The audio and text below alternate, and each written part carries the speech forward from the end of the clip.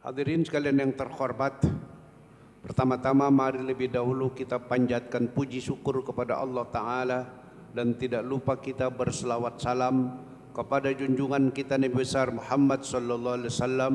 Alhamdulillah, syukurillah atas berkah rahmat Allah dan berbagai macam nikmatnya kepada kita malam ini, malam ke-10 bulan Muharram.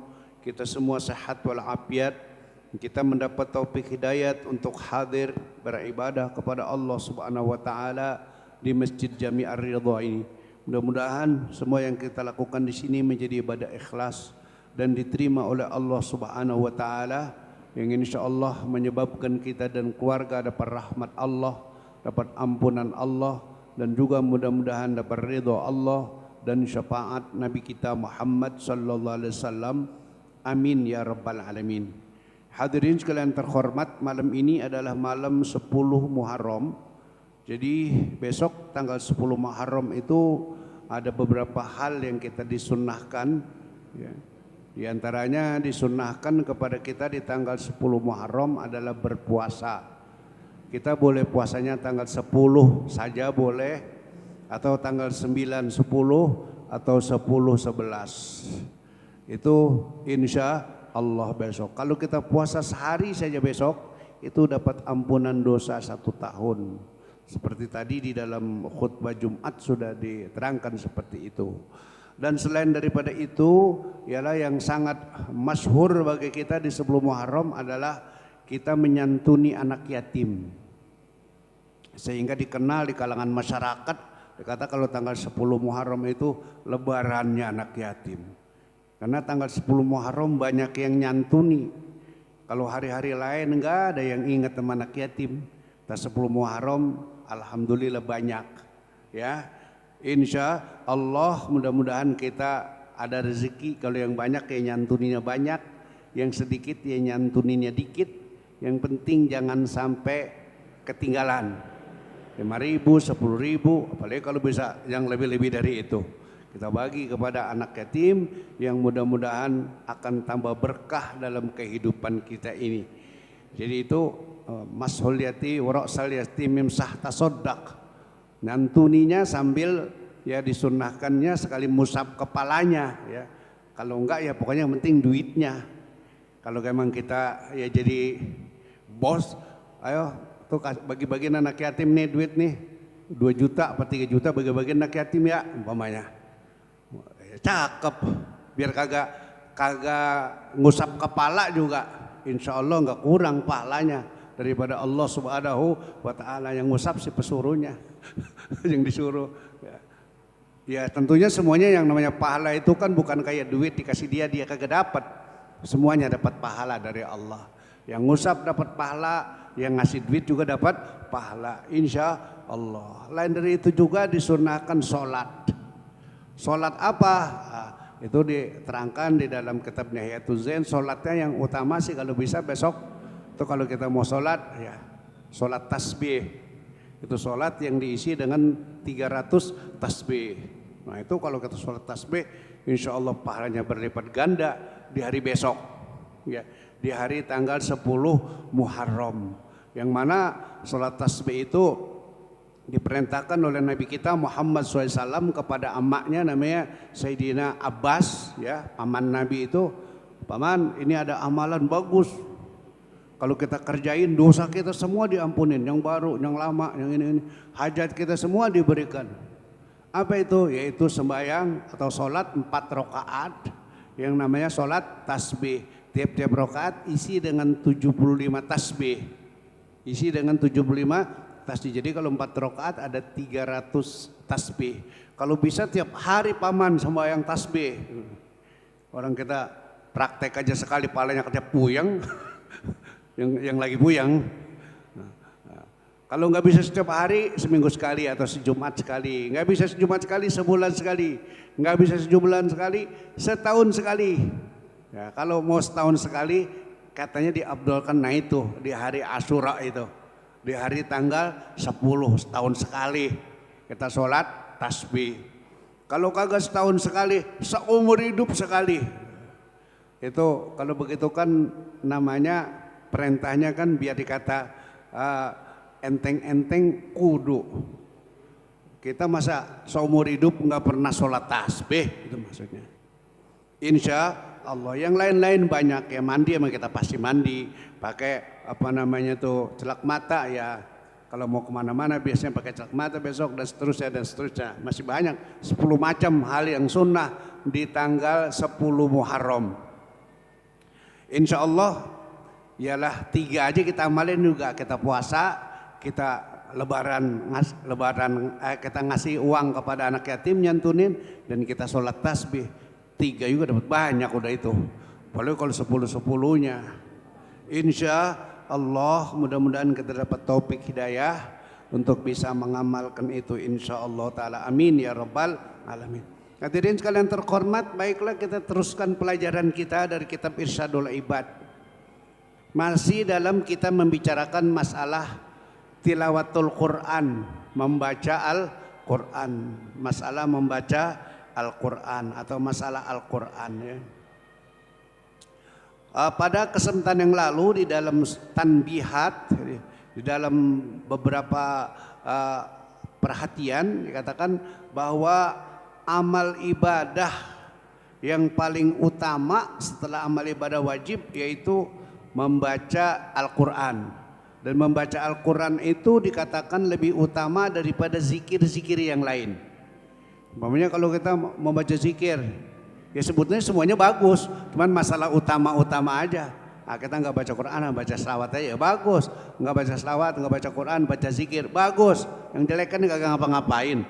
Tapi di antara baca Quran, baca selawat, baca zikir, yang paling utama baca Quran. Yang paling utama baca Quran. Dan termasuk kalau kita sering baca, yaitu kita ngapalin Al-Quran, ngapalin. Kalau bisa kita ngapalin Al-Quran. Nah ini kita akan membaca hal-hal yang berhubungan dengan Al-Quran ya. Apa-apa yang kita tidak boleh lakukan dan apa-apa yang sangat dianjurkan untuk dilakukan. Yang pertama tentu diperintahkan agar kita selalu membaca Al-Quran. Kalau bisa kita dalam hidup ini ialah ada punya program baca Quran. Programnya bagaimana? Saya mau hatam Quran sebulan sekali. Sehingga kalau sehari saya mau membaca sejuz Al-Quran, jadi sebulan saya hatam. Tiap-tiap saya dapat gajian, saya lagi hatam Quran. Cakep itu kalau bisa segitu aja juga orang sekarang. Kalau mau nambah, yaitu sebulan 2 kali. Jadi sehari bacanya 2 juz. Ya, itu kalau nambah yaitu enggak kesitulah yang lebih lagi. Kemudian ialah jangan sampai kita belum pernah hatam Quran. Jangan sampai belum pernah hatam Quran. Orang ada yang sebulan sekali hatam, ada yang 2 minggu sekali hatam. Masa kita seumur hidup nggak pernah hatam? Jadi jangan sampai nggak pernah hatam. Kemudian ini sekarang faidatun, kita akan teruskan. Faidatun ini satu faidah yang perlu kita ketahui. Qala bil majmu'i. Berkata Imam Nawawi di dalam kitab Majmu'. Imam Nawawi punya karangan namanya kitab Majmu', itu besar sekali kitabnya. Nah, dia berkata di dalam kitab Majmu' itu. Apa katanya? Al-istighalu bihibzi ma zada 'alal Fatihati afdalu min sholatit tatawwu'i. Nah, situ titik. Al-istighalu bihibzi ma zada 'alal Fatihati afdalu min sholati tatawwu'i. Sibuk, al-istighal sibuk bihibzi ma zada 'alal Fatihati, menghafalkan yang lebih daripada surah Fatihah. Kalau surah Fatihah itu super wajib kita hafalin. Masa orang kagak hafal surah Fatihah? Sembayangnya bagaimana? Sembayang kan wajib membaca Fatihah. Nah, itu wajib banget dah surah Fatihah. Menghafalkan yang lebih daripada surah Fatihah, surah-surah yang lain. Umpamanya orang ngapal kadang-kadang kalau mula-mula dari Al-Hakumut ke bawah atau Al-Hakumut ke atas sampai Wadduha, Wadduha ke atas sampai Amma Yatasaalun. Sibuk ya, kalau kita mau apalin ya bisa apal. Orang anak-anak ada yang kalau emang di sekolah tahfiz Quran, anak kecil aja pada apal apalagi kita kalau kita mau ngapalinnya. Ya kalau kagak ngapalinnya ya kagak hafal. Kalau kagak ngapalinnya baca wal asri sama baca watini, kadang-kadang keder. Illal ladzina amanu wa amilus solihati. Apa nih ya? Padahal lagi baca watini, watawasau bil haq, watawasau bisabr. Lah, ngapa punyanya wal asri lu ambil? Itu punya watini. Kalau lagi baca watini, palahum ajrun ghairu mamnun. Baru itu yang benar. Kalau lagi baca wal asri, watawasau bil haq, watawasau bisabr. Jangan salah ambil. Punya watini, dah ambil buat wal asri. Lah orang pada ribut. Ada ngapa? Lah orang punya watini dah ambil. Baca wal asri dah ambil punyanya watini. Jadi kalau kita biasain, insya Allah apal. Nah, kalau kita sering baca, jadi sibuk menghafalkan yang lebih dari surah Fatihah, afdalu min sholati tatawu'i, itu lebih utama daripada sholat sunnah. Umpama orang sibuk aja mau sholat sunnah sehingga enggak ngapalin Quran, bisanya cuma Fatihah doang. Kuliah aja juga suka keder juga, wala anak wala antum, wala anak wala antum. Lah kagak mau ketemu lakum dinukum. Apa sih terusanannya ya? Lakum dinukum. Lakum dinukum waladolin. Ya, waliadin. Segitu aja orang masih keder. Segitu masih keder. Baca lagi inna anzal. Kadang-kadang baca inna anzal juga keder. Inna anzalnahu fi lailatul qadr. Wa ma adraka ma lailatul qadr. Lah makmum bilangin inna anzalnahu fi lailatul qadr. Kata makmum til. Fi lailatil. Oh iya. Iya dibaca lah. Inna anzalnahu fi lailatul qadr wa ma adraka ma lailatul qadr. Tul. Lah bisa ma adraka kan tul. Segitu aja juga kalau kagak dihafalin. Til betul bisa salah. Tul lo tuh. Tak gua kata tul, lo kata til, gua kata til, lo kata tul. Gimana sih lo? Lah ngapalin yang bener, liatin. Kalau baris kasroh til, kalau baris doma tul. Gitu. Jadi jangan hafal Quran cuma surah Fatihah doang. Sekalipun orang sembahyang yang hanya bisa surah Fatihah doang, baca Qurannya sah. Dia bisa yang cuma surah Fatihah. Kan yang wajib dalam sholat itu baca surah Fatihah. Quran yang lain-lain ya baca surah sesudah Fatihah sunnah. Mau baca yang panjang ya lebih bagus, mau yang pendek yang apa sesuai dengan waktu aja. Sesuai dengan waktu. Kalau sekarang orang lagi Covid, orang pada suruh cepat. Orang kagak suka yang panjang, yang pendek-pendek aja. Jadi sibuk dengan menghafalkan Quran yang lebih dari surah Fatihah lebih utama daripada mengerjakan sholat sunnah. Itu. Kemudian yang berikutnya, wa abta ba'dul mutaakhirina bi annal istighala bi hifzihi afdalu minal istighala bi fardil kifayati min sairil ulumi duna fardil aini minha. Wa abta ba'dul mutaakhirina, dan memberikan fatwa ba'dul mutaakhirina oleh sebagian ulama yang mutaakhirin, ulama yang modern, ulama yang terakhir. Diberi fatwa oleh sebagian ulama mutaakhirin bi annal istighala bi hifzihi, dengan bahwasanya sibuk menghafalkan Al-Quran afdalu minal istighali bi fardil kifayati, itu lebih utama daripada sibuk mempelajari ilmu yang fardu kifayah. Bi fardil kifayati min sairil ulumi, mempelajari ilmu yang fardu kifayah dari sekalian ilmu. Jadi belajar ilmu itu ada yang fardu ain, ada yang fardu kifayah. Kalau yang fardu ain belajar ilmu, kita belum bisa sembahyang, wajib kita belajar sembahyang. Fardu ain, semua orang mesti belajar sembahyang. Kalau udah kagak bisa sembahyang dosa, namanya fardu ain. Kagak bisa, lu aja belajar ya sembahyang. Entah gua ngikut aja di belakang lo.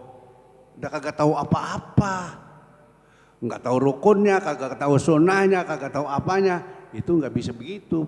Sembahyang tuh harus dipelajari. Ilmu mengenal Allah itu juga fardu ain. Kalau ilmu selain daripada ilmu mengenal Allah, sekali daripada ilmu masalah ibadah, mengenal Rasul, mengetahui apa yang kita sedang hadapi di dalam masyarakat. Seperti kita tukang dagang mesti ngerti masalah dagang, ilmunya. Jangan dagang orang dibohong-bohongin semua, dikurang-kurangin takarannya dan sebagainya. Itu harus dia pelajarin.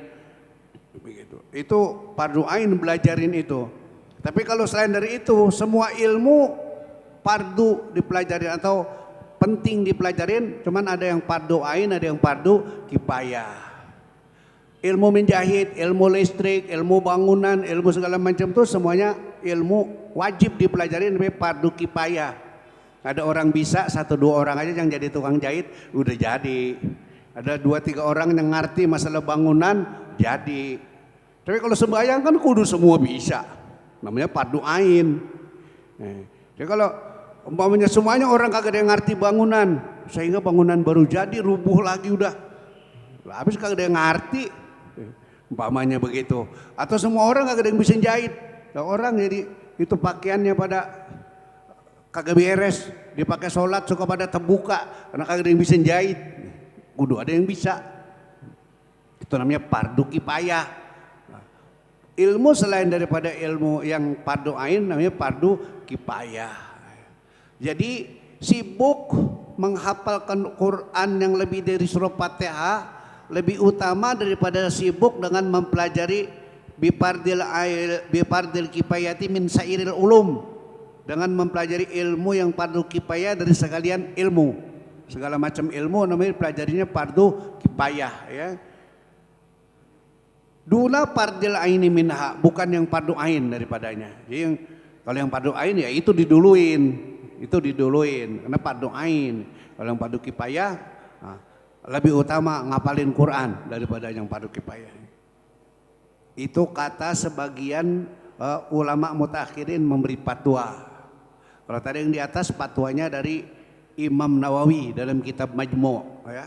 Nawawi dalam kitab Majmu'. Kemudian yang perlu kita perhatikan dalam faedah ini wasaniha, dan yang ketiga. Kalau kita baca dari tanbihat ada pertamanya, tadi udah keduanya, sekarang yang ketiganya. Kalau udah apal, kita apalin udah apal.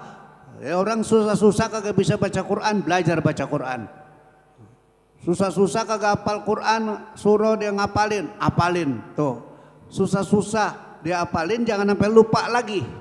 Maka yang ketiga wasaniha dan yang keduanya anna nisyana ayatin au harfin minhu, bahwasanya melupakan yang dia sudah apalin itu satu ayat atau satu huruf daripadanya, walau bil istigholi bima huwa ahammu minhu, sekalipun dia sibuk dengan sesuatu yang lebih penting daripadanya, kata alumil ilmil aini, seperti mempelajari ilmu yang fardu ain. Kabiratun maknanya dosa besar. Kabiratun maknanya dosa besar. Jadi kalau yang udah kita hafal jangan sampai lupa lagi. Kalau bisa nambah. Kalau bisa nambah hafalan Quran kita. Jangan berkurang. Dulu masih kecil katanya gua hafal semua itu sejuz ama. Sekarang kagak, udah tinggal kuliah doang sama kulhu. Yang lain gue lupa. Lah emang apa? Yang lain gue kagak tahu baca. Bayang gue kagak tahu baca. Yang gue sering baca kuliah doang sama kulhu. Habis Fatihah kuliah, habis Fatihah kulhu. Udah, bayang apa aja itu gue baca. Nah, jadi tinggal hafalannya tinggal itu doang. Kuliah sama kulhu. Yang lain udah karena dulu lupa semua. Jadi kalau apa yang kita udah hafal, kalau bisa jangan sampai lupa. Karena kalau sampai lupa dikatakan oleh Imam Nawawi kabiratun, itu bisa jadi dosa besar. Wasalithuha, dan yang ketiga, annahu yajibu ala man hafizahu annahu yajibu ala man hafizahu, bahwasanya wajib atas orang yang sudah hafal itu ayat-ayat ba'dal bulughi, setelah dia balik, bisipatin min itqonin au tawassutin au ghairihima, dengan bacaan-bacaan atau dengan sifat bacaan-bacaan, min itqonin daripada mantap atau bagus atau lancar, au tawassutin atau pertengahan.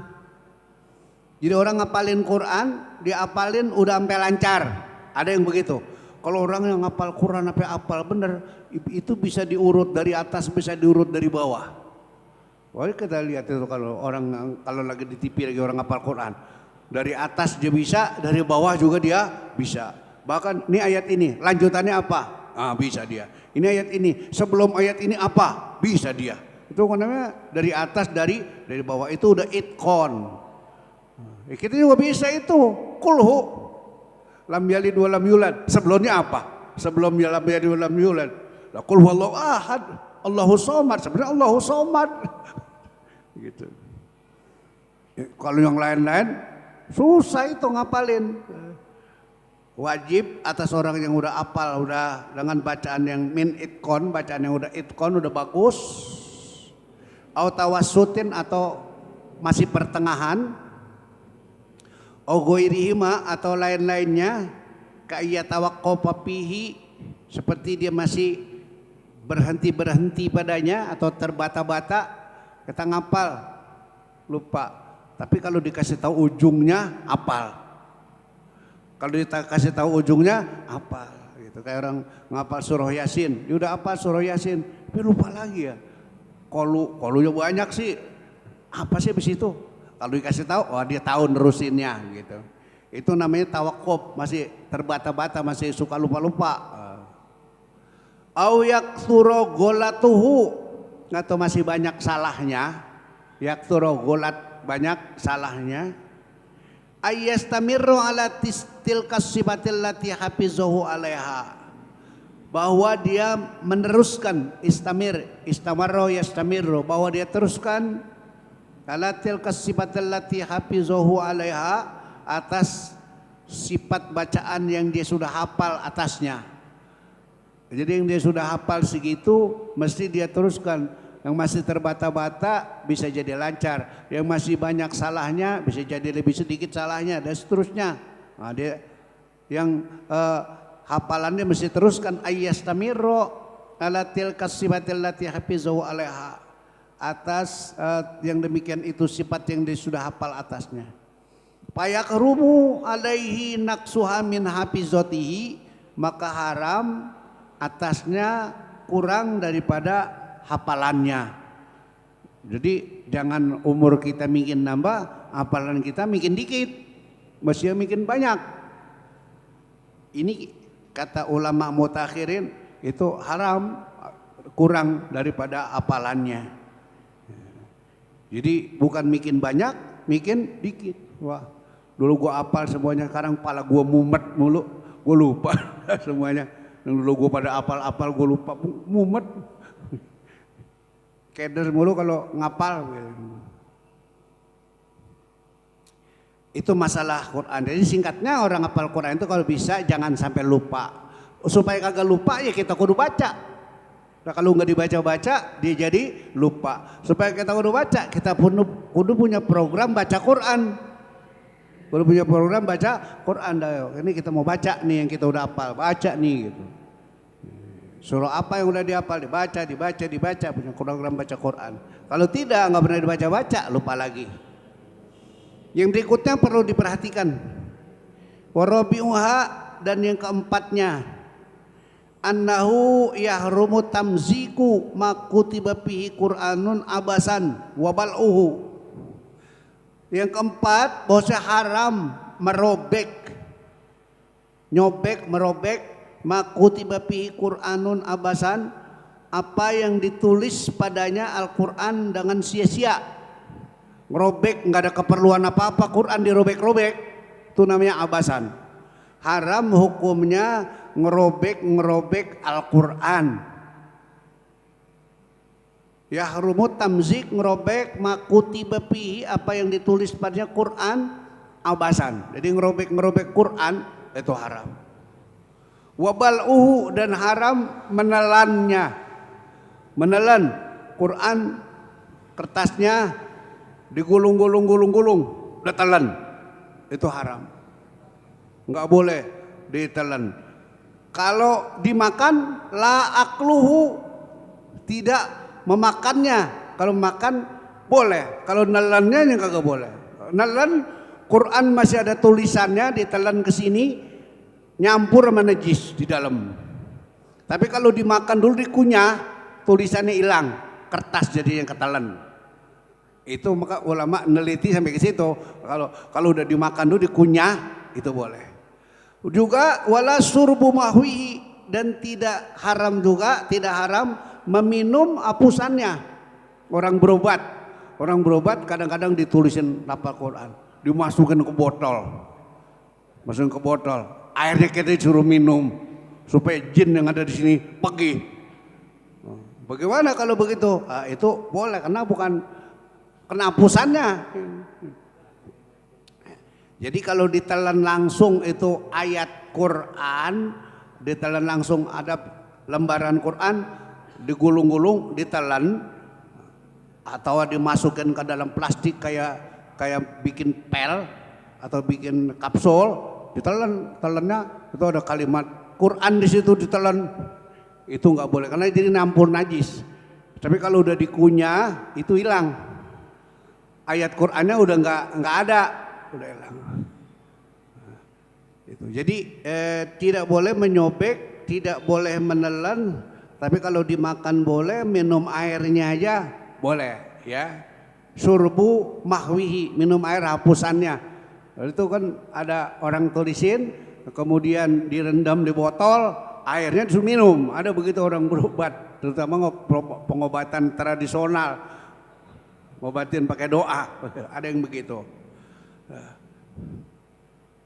Kemudian haram juga watar kurobihi anil ardi, dan tidak mengambilnya, tidak mengangkatnya dari bumi. Jadi begini, Quran ada di jalanan, ada di tanah, keinjak-injak orang apa segala macam itu lembaran Quran. Kita lihat, nggak boleh kita biarin, kita mesti angkat, hormatin itu Quran. Itu. Jadi itu demikian. Kemudian tadi merobek nggak boleh, membakar boleh nggak? Kalau membakar tujuan menghormati boleh. Kayak kita dapat lembaran Quran jelek, robek-robek di jalan, kita ambil, kita bakar supaya kagak diinjak-injak orang. Itu kalimat Allah, kalimat Rasulullah, kalimat-kalimat lain. Tapi kalau sia-sia, artinya sengaja-ngaja tuh Quran, biarin Quran banyak banget, gue bakar tuh Quran, nggak boleh. Membakar Quran dengan tujuan jelek, itu kan membakar dengan tujuan menghormati. Masa Quran keinjek-injek kayak begitu? Mendingan dibakar, selesai. Kagak kelihatan udah jadi arang, udah sama juga tadi orang makan Quran, udah jadi kertas ketelan, udah dalam perut nyampur najis itu Quran. Ya karena udah hilang, nggak boleh. Nah, kalau masih berupa Quran nggak boleh ditelan. Gitu. Begitu juga dibakar, kalau memang kita membakarnya karena menghormati Quran, jadi jangan sampai diinjak-injak orang. Nah, itu kan Quran kan kata gitu kayak orang tua suka dikata, orang tua tuh kalau udah tinggal ngomel doang, kerjaannya kagak ngapa-ngapain, duit kagak punya, apa kagak punya, kata lo kayak Quran beset. Dikata Quran sobek, Quran beset, dibaca kagak bisa, dilangkain kagak bisa. Tapi Quran gitu, kayak Quran beset loh. Kalau Quran masih cakep masih bisa dibaca begitu. Jangan jadi kayak gitu. Jadi kalau udah sobek udah gak bisa ngapain, dibakar boleh ya, cuman bakarnya maksudnya menghormati, jangan diinjak-injak orang.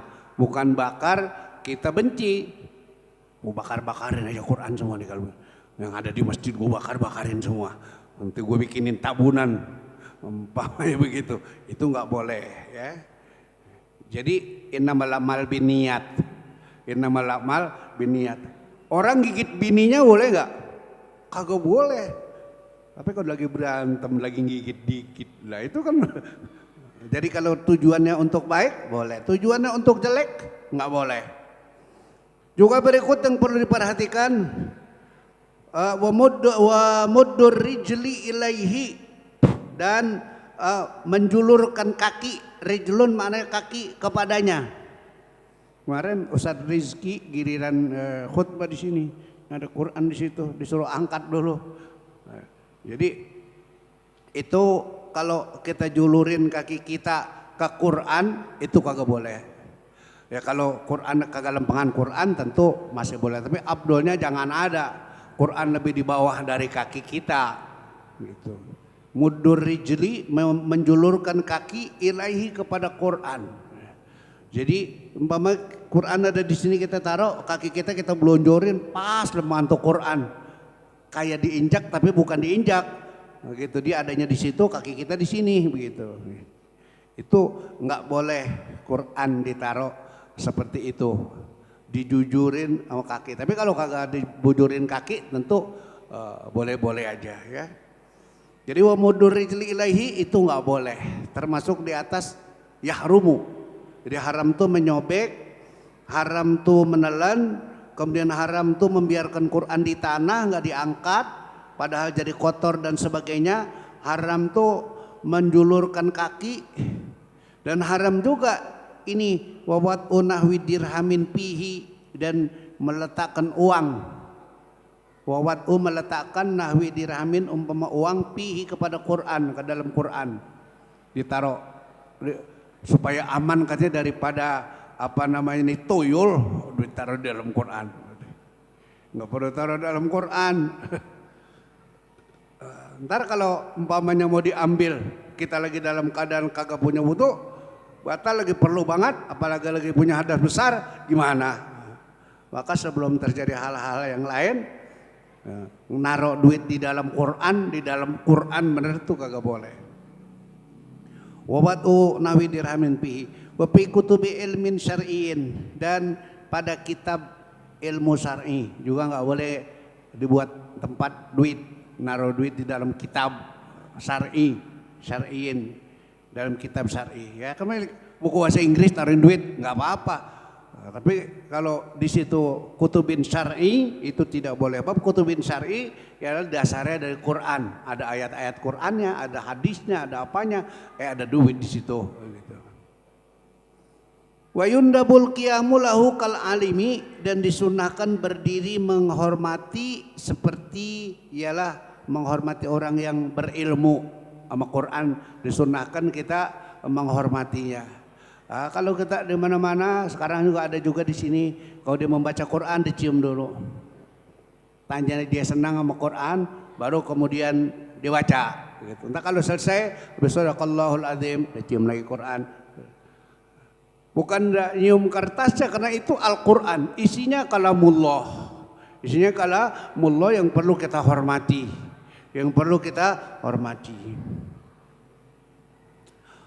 Kemudian wahaka Yusuf al-Maliki, dan menghikayatkan Syekh Yusuf al-Maliki, annal imam Aba Bakr ibn Paurokin, bahwasanya Imam Abu Bakar Paurok, kata Syekh Yusuf al-Maliki, dia menghikayatkan atau menyaksikan seorang ulama besar yang namanya Imam Abu Bakar Paurok, Abu Bakar bin Paurok, mana fi baitin fihi mushafun qat, dia tidak tidur di satu kamar yang ada Al-Quran padanya.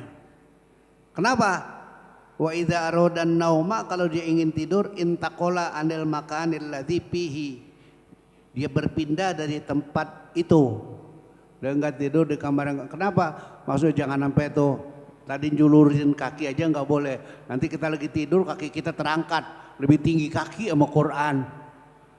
Di situ ada Quran, kaki kita terangkat atau gimana, atau kita berbuat sesuatu yang memang bertentangan daripada perintah Quran dan sebagainya.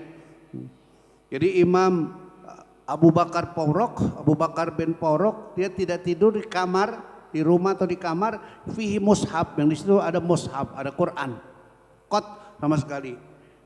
Jadi dia sampai begitu menghormatinya, sampai begitu. Bukan berarti di rumah nggak punya Quran. Dan di rumah Quran beset mulu, udah jelek-jelek banget. Padahal orang kaya. Pindah, karena suruh baca surah Baqarah. Mana Quran surah Baqarah? Kagak, surah Baqarah tinggal sebelah. Yang sebelah udah pada sobek tuh. Surah Baqarah kan surah Baqarah paling depan. Mana kasih Quran masih bagus? Kagak ada, belum beli. Udah mobil punya 3. Quran kagak disuruh Baqarahnya. Jadi bukan berarti enggak tidur di kamarnya kagak ada Qurannya kemudian dia kagak punya Quran, bukan. Jadi dari saking hormatnya jangan sampai kalau dia lagi tidur nanti di situ kan ada Quran, dia kentut, Quran itu. Lah orang tidur kagak tahu. Keluar angin, padahal ada Quran. Kentut dia dekat Quran. Seolah-olah. Nah, jadi kagak menghormati. Jadi dia kenapa itu dia berbuat begitu? Imam Abu Bakar bin Porok tidak tidur di kamar yang di situ ada mazhabnya. Kalau dia ingin tidur, wa idza aradan nauma, dia ingin tidur, intaqala anil makanil ladzi dia berpindah dari tempat yang di situ ada Quran.